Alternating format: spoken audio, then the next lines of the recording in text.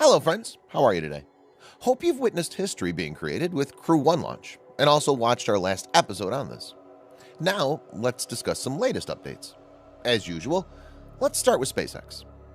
SpaceX's November 21st Starlink 15 launch is expected to use the Falcon 9 B1049 booster, which will become the first rocket booster to launch for the 7th time. Starlink 15 will effectively mean that SpaceX is 70% on the way towards achieving its long-standing goal of 10 launches per booster. SpaceX is attempting for 2 separate Falcon 9 launches and landings within the 10 hours. It will mark the company's 14th Starlink mission in 2020 and first launch from the West Coast. SpaceX has successfully completed Crew Dragon's operational astronaut launch debut on the East Coast, relieving the company to shift focus on its third mission on November, Starlink V1L15. Starlink 15 is currently scheduled to lift off at 10:17 p.m. Eastern Time on the 21st of November. Surprisingly, just within 10 hours of Falcon 9's Sentinel-6A launch. After solving the minor issues, 2 Falcon 9 booster engines were replaced, which effectively reactivated a dormant orbital launch complex. SpaceX is officially set to launch the Sentinel-6A oceanography satellite at 9:17 a.m. Pacific Standard Time on Saturday, the 21st of November. The most remarkable feature is that Falcon 9 will be launched for the first time from Vandenberg Air Force Base in California. SpaceX's Sentinel-6A launch will use the new Falcon 9 booster B1063 for the first time. It was first seen on the way from the company's McGregor, Texas test facilities to Vandenberg Air Force Base in late August. SpaceX replaced, on an average, 2 Merlin 1D engines of the 3 boosters in a course that took months. One more problem came in the forefront that all 3 new boosters were assigned to high-profile missions for NASA and U.S. military customers. SpaceX managed to complete the entire complex rocket engine anomaly investigation in less than 6 weeks. They fished out the root cause and then replicated the failure mode with individual engine static fires. Finally, they replaced multiple engines on 3 boosters and then rechecked all 3 boosters for their respective flight launches.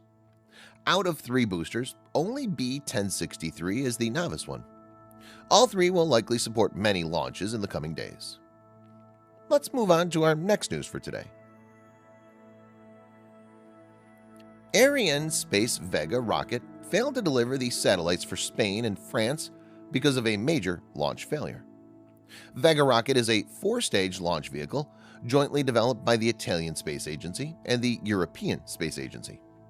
The rocket is around 100 feet, 30 meters tall, featuring 3 solid-fueled stages topped by a liquid-fueled 4th stage, called the Attitude and Vernier Upper Module, or AVUM. On Monday, November 16th, Vega rocket lifted off from the Guiana Space Center in Corau, French Guiana at 8:52 p.m. Eastern Standard Time. The rocket was carrying 2 satellites. First, an Earth-watching satellite for Spain called CEOSat Ingenio. It is Spain's first Earth observation satellite used by a European Space Agency program to study this planet. The satellite has a high-resolution dual camera with a mechanism to look sideways and down to observe any point on Earth over 3 days. It can image Earth with a resolution of 2.5 meters or 8.2 feet. The next one is a science satellite, Tyrannus, for France's space agency CNES. This satellite is designed to observe extremely bright electrical phenomena in Earth's upper atmosphere.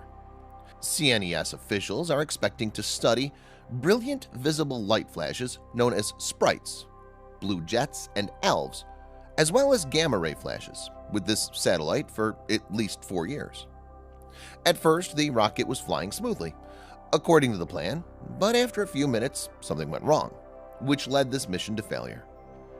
We can now confirm that the mission is lost, Arianespace CEO Stephanie Israel reported during the launch webcast. According to Arianespace, the problem started 8 minutes after the liftoff when Vega rocket ignited its upper stage, AVUM. After the ignition, it went off course on a degraded trajectory and never made any contact with ground stations. As a result, the Vega rocket, along with the 2 satellites, completely lost. Shortly after the failure, Arianespace stated on Twitter, "Trajectory degraded on VV-17 after first ignition of the Avum engine. Investigations on the anomaly ongoing. More to come shortly." Currently, Arianespace engineers are checking every data to track down the cause of this mission failure. 8 minutes after liftoff of Vega mission VV-17, following the first ignition of the engine of the Avum upper stage, a deviation of trajectory was identified, entailing the loss of the mission, the company stated. Telemetry data analyses are in progress to determine the cause of this failure.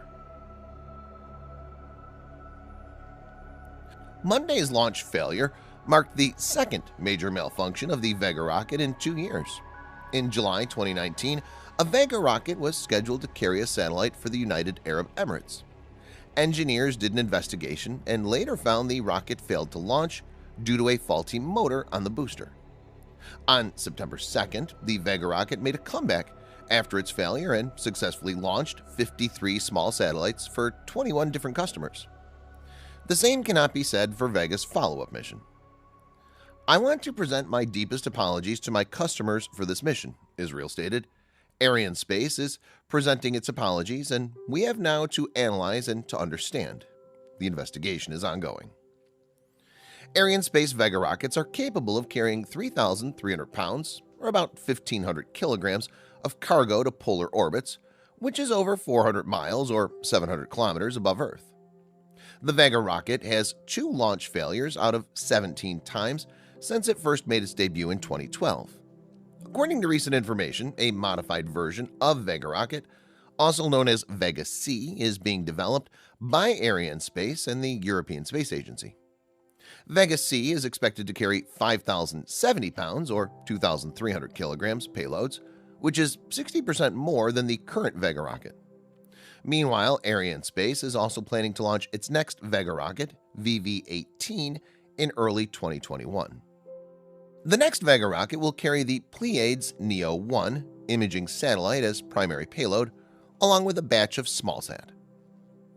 In our last segment, let's now look at a news related to NASA. NASA recently stated bringing Mars samples to Earth could cost an extra $1 billion.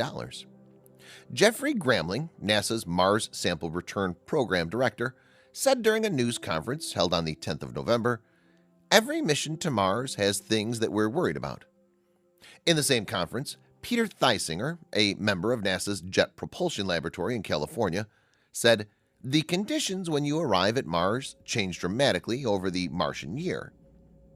Thomas Zurbuchen, NASA's Associate Administrator for Science, said, "Basically, the way we're interpreting the collective set of recommendations is full steam ahead. The last thing that we want to do is kind of turn a switch right now, without really investigating this and looking at all the options. The only reason we did it is to enhance our opportunities to be successful by opening our eyes wide. I want us to really challenge ourselves for missions, but we want to do so every time by keeping our eyes open and learning from every opportunity we have." NASA created the Independent Review Board in August to calculate plans for the Mars sample return missions and to detect potential threats at a rapid phase. David Thompson, chairman of the Independent Review Board and former president of commercial space company Orbital ATK, said in the conference, "We unanimously believe that the Mars sample return program should proceed. We think its scientific value will be extraordinarily high, with the potential for world-changing discoveries about Earth's nearest planetary neighbors, and possibly about an independent origin of life on another world. However, as the first round-trip mission to another planet, Mars sample return is also an extremely ambitious, technically demanding, and operationally complex program. The board is confident to break through all the hurdles to fetch Martian rocks to Earth."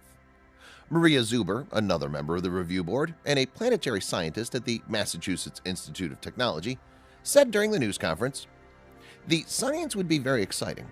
We've done a lot of analysis in situ with Mars rocks on the surface of Mars, and clearly those have been very valuable. but what you can do with a rock, bringing it back and working in a terrestrial lab. She also said the samples will produce a timeline essentially of the history of what was going on in this crater. The board also suggested changes in management to the Mars 2020 mission. The sample-fetching rover to take samples of Martian soil is building on the European and Russian ExoMar rover scheduled to launch in the year 2022.